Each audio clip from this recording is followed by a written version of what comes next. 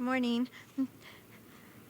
First of all, before I get started, I'm not sure who the doctor was that got the award before we started our panel, but I do want to thank him very much so for the work that he's doing, because I am also a person who, since I was very young, was having lots of issues and still do with the gut issues, so I'm very glad that he's working in that area.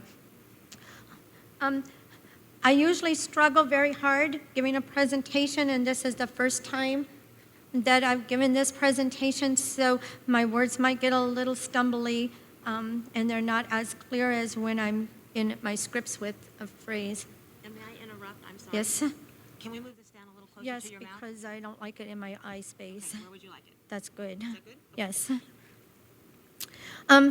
When I was asked to work on this panel, I was really unsure of my own abilities, whether I would have the ability to define the terms, because even though I use a lot of language and words, I don't always understand what they mean. And I'm still struggling to figure out what culture means. I looked it up in the dictionary. I've looked up multiple meanings and still have really very little understanding of what the actual culture means. So when asked, is there a universal culture of autism, I really can't answer that by the terms that I have read. But when looking at autism, and what defines a culture, I do understand that language is part of that. And whether or not we all share the same language when we're autistic, if you're looking at it through neurotypical eyes, maybe we don't share the same type of language that you experience, but we do have a shared language, and whether it's verbal or nonverbal, there is a shared language between us in many ways. Again, looking at, is there a universal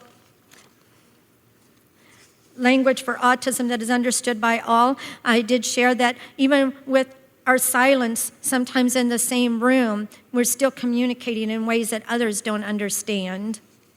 When I look at autism, when you define autism, to me, the definition would be that autism is such a diverse, broad, multi-complex, mixed and uneven set of gifts and challenges that is not easily defined by one set of rules that defines us as a whole.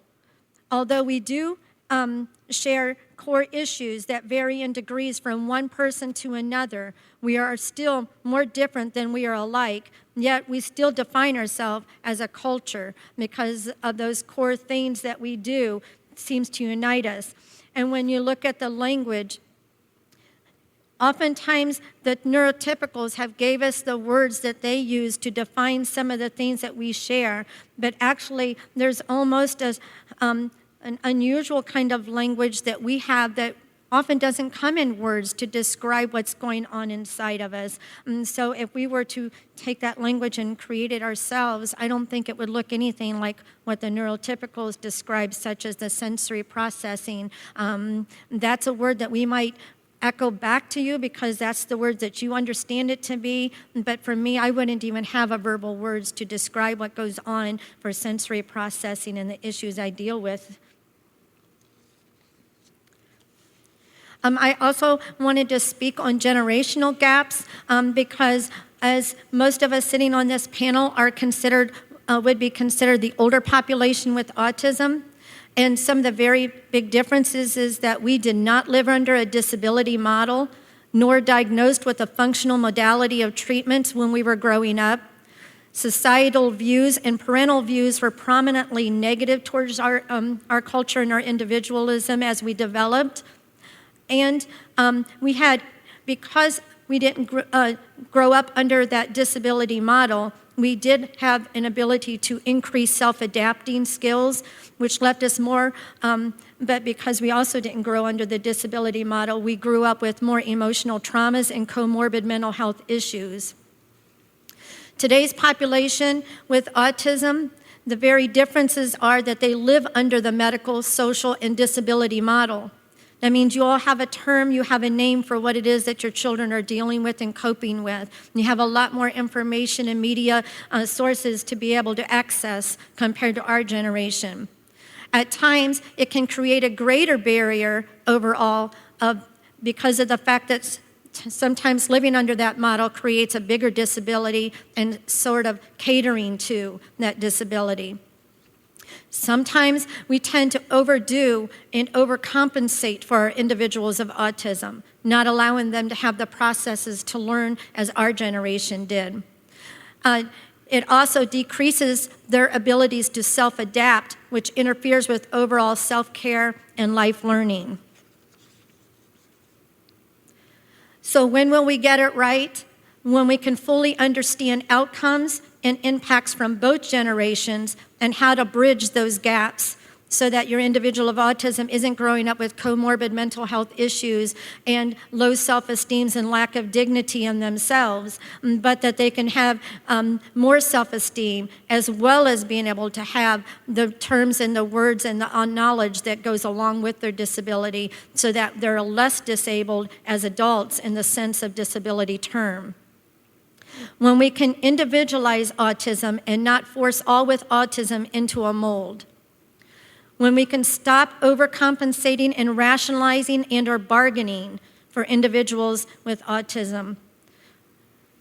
The examples of that is I see so many times that some individuals, I'm not saying those that are really reacting because of their autism, but I'm saying that sometimes I have seen individuals with autism act poorly and badly and say, well, it was because I'm autistic that I did this. That to me is compensating and rationalizing your disability instead of learning functional skills to navigate within the systems. When we allow those with autism a true voice instead of scripting them a falsified voice, when we respect their voice and their rights to say no, and when we can teach based off of individuality and not teach towards the diagnosis, and when we can teach functional skills that will benefit the individual's life outcome and enhance quality instead of forcing individuals to learn things that will not impact them in a functional way, and when we teach potential instead of enabling.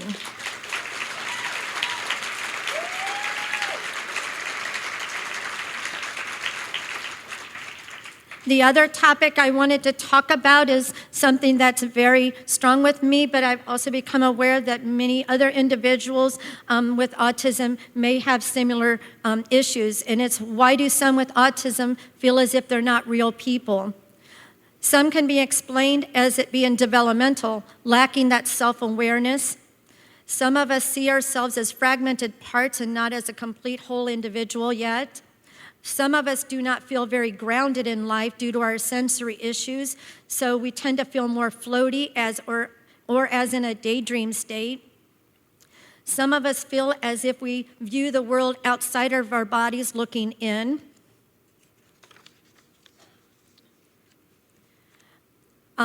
Some of us have no sense of a working memory to hold our own image within our memory to recall from. So if we don't have the ability to hold our own image within our own memory, it's hard to develop a sense of self. Some of us have been severely mistreated, degraded, bullied, so much so that it has impacted our self-esteems and our self-images. Some have expressed that they feel like an illusion instead of a reality. And most of us do not respect our voice, and many of us are manipulated, scripted to, and forced to comply, giving us no real personhood.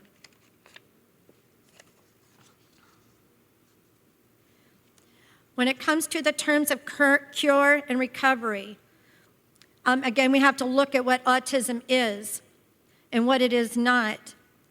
It has multiple meanings from multiple perspectives. Cure, recovery, in the autism community is also called the big C word because we don't like to use the word when it's referred to our autism as autism in itself. We like to see the cure and recovery be attached to the medical, biomedical issues that is comorbid often with multiple people on the spectrum, instead of directed towards the word autism in itself. What happens when you are the person with autism and when you live on the other side of the fence? And you hear people constantly say they want to rid the world of autism or they want to cure it. You're basically telling us that we have no worth and no value to those who exist currently with autism now. So please don't.